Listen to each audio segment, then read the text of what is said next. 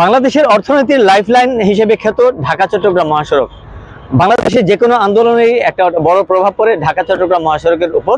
তো চলমান কোটা সংস্কার আন্দোলনেরও কিন্তু ঢাকা চট্টগ্রাম মহাসড়কের উপর ব্যাপক প্রভাব পড়েছে। বলতে গেলে আজকে ঢাকা চট্টগ্রাম মহাসড়ক অনেকটা স্থবির হয়ে পড়েছে। ঢাকা চট্টগ্রাম মহাসড়কের এই মুহূর্তে আমি কুমিল্লার পদুয়ার বাজার বিশ্ব রোড এলাকায় আছি।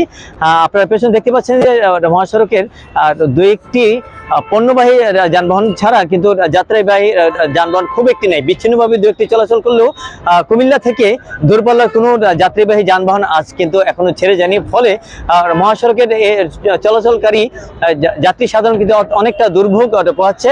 বিভিন্ন কাউন্টারে কিন্তু বিভিন্ন গন্তব্যে ঢাকা, চট্টগ্রাম, ময়মনসিংহ, সিলেট সহ বিভিন্ন জেলায় যাতায়াতের যাত্রী সাধারণ কিন্তু ভিড় করছেন এবং তারা উৎকণ্ঠায় আছেন তারা আজকের যানবাহন পাবেন কি পাবেন না এই নিয়ে। তো আমি কথা বলেছি কুমিল্লার জেলা পুলিশ এবং হাইওয়ে পুলিশের সাথে।